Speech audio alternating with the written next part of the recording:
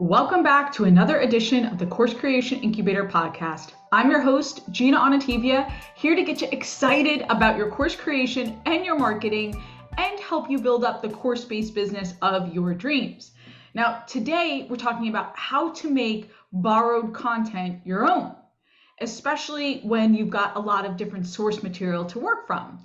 And listen, we all do it. I borrow all the time when I have permission, right? I have mentors that have repurposed their content and made it their own and break it down in a special, unique way.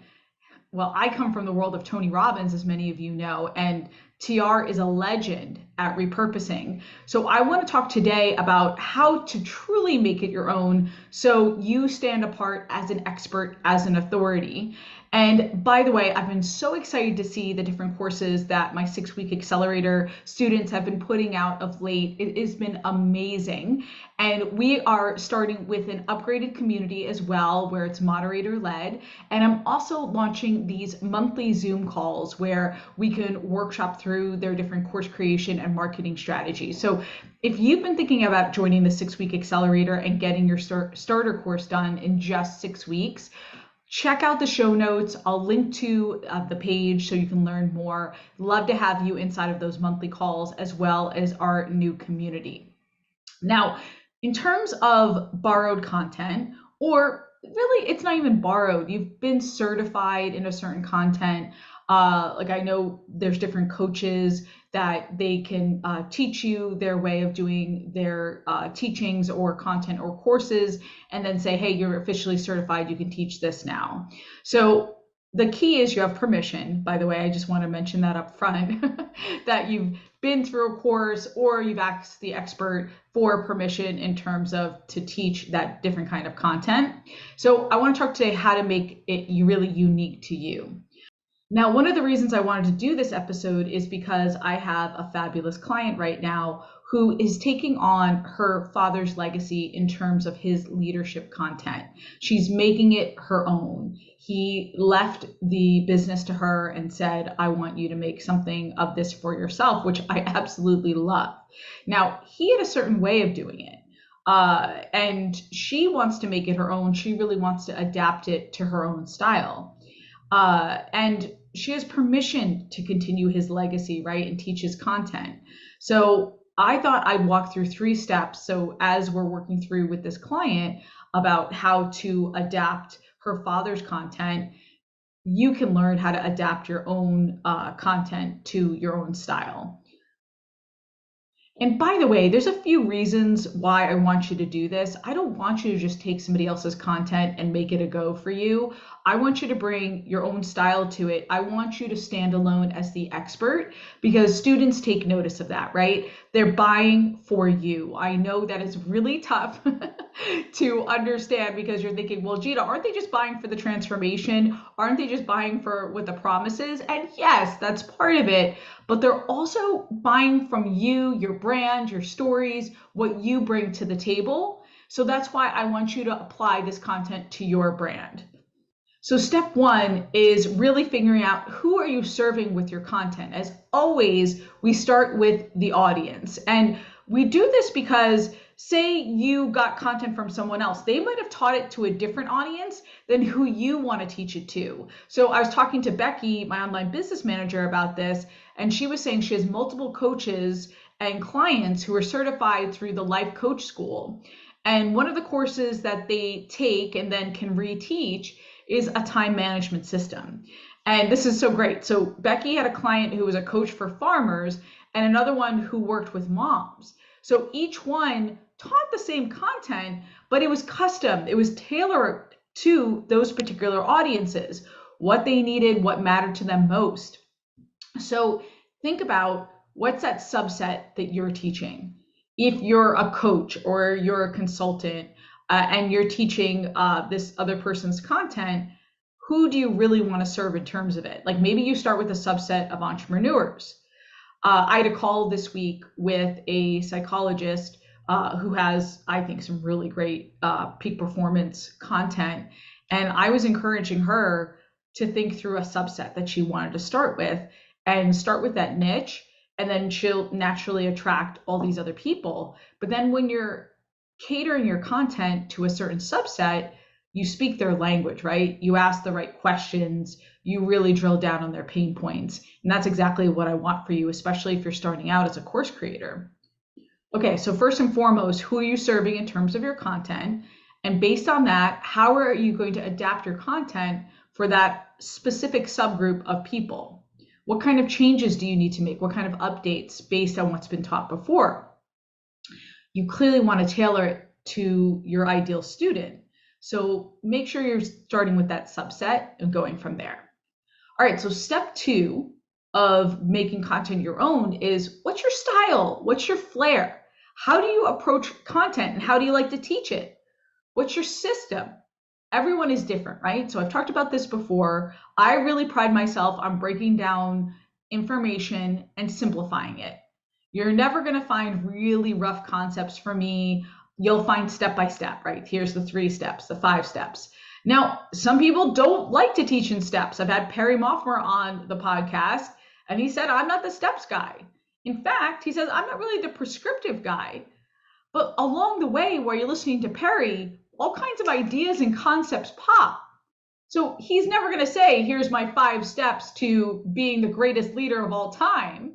But by learning through stories or learning through what he's teaching, things are popping for you. So it's still effective.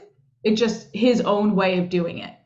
So some people might use diagrams, right? Or graphics. Here's another example. I don't like to really use diagrams. I like to use charts or worksheets, but my brain doesn't work in really complex different diagrams that are overlapping and things like that.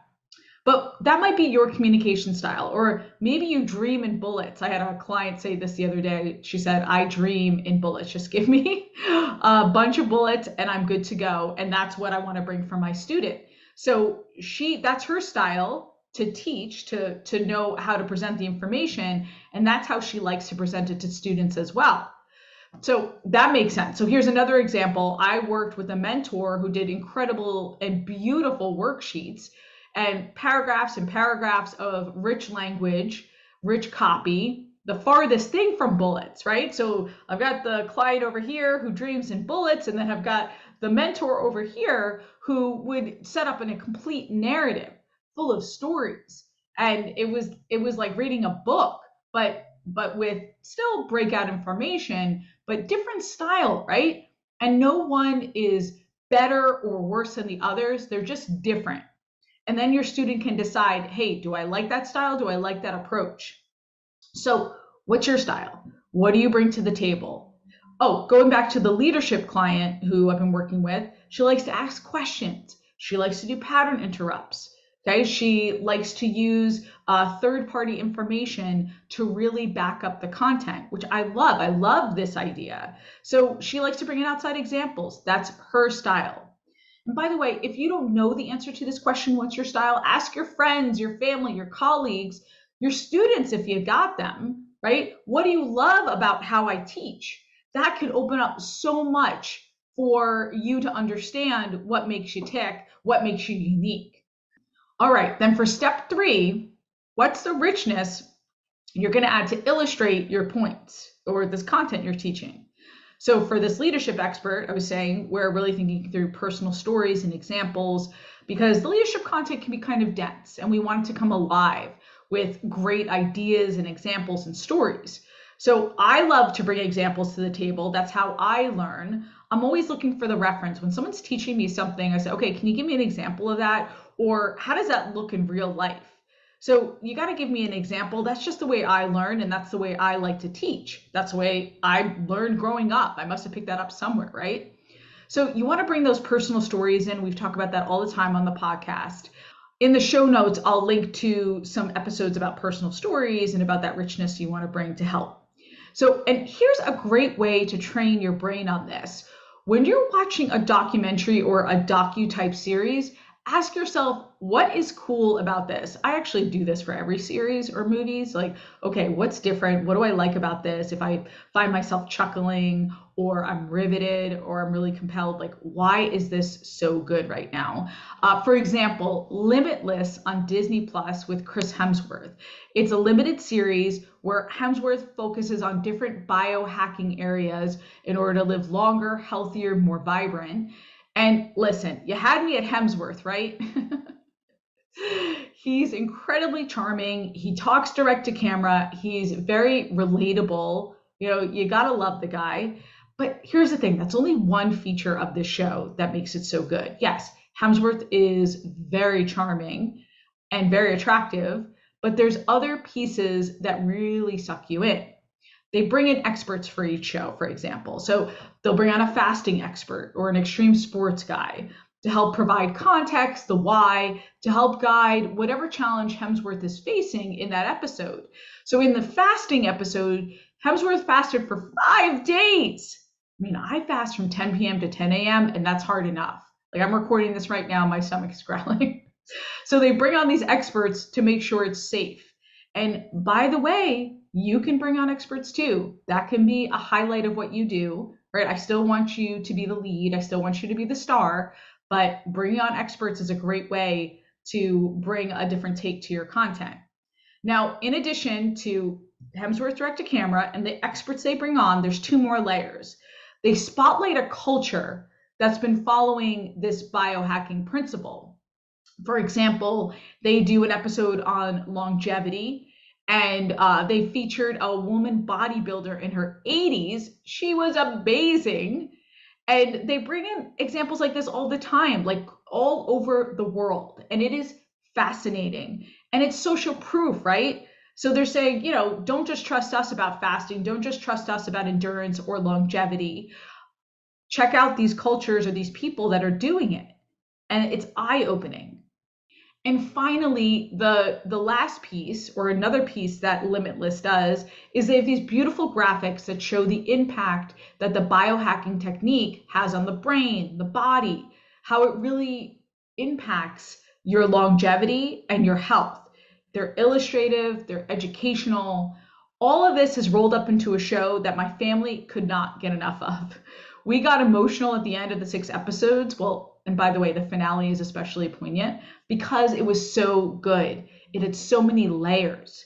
So think through your content and your course and how can you add some of these layers, right? Don't stop at just one layer. What other elements can you bring to the table to really engage people? And then you highlight as part of your marketing, right? That this is your approach. This is your unique secret sauce. This is what you bring to the table. So if you've been thinking about teaching a course and making content your own, take some time this week, even if it's just an hour, and start working through these steps. Who is this for? What's your unique way of teaching? And what stories or examples can you work into your lessons, or elements or layers, right? What's that richness that you can add that makes it uniquely you? And by the way, if you want some help with this is the kind of stuff that we talk about in the 6-week accelerator. We'll talk about it in the community. We'll talk about it in our monthly calls. So if you've been thinking about putting your course together and you want that support, that guidance, join me in the 6-week accelerator. I'll link to it in the show notes. Now, next week, I've been working on my writing, especially post-vacation, and I want you, of course, to do the same. In the era of AI and ChatGPT, I think becoming and shaping yourself into a great writer and storyteller is more important than ever. So I'm going to talk a little bit about rituals next week and how to improve yourself as a writer and other aspects of who you are as a course creator. So if I've impacted you in any way, I'd love for you to leave me a review. Make sure you're subscribed so you don't miss one episode. And until next week, go create, be you and be brilliant, and get it done.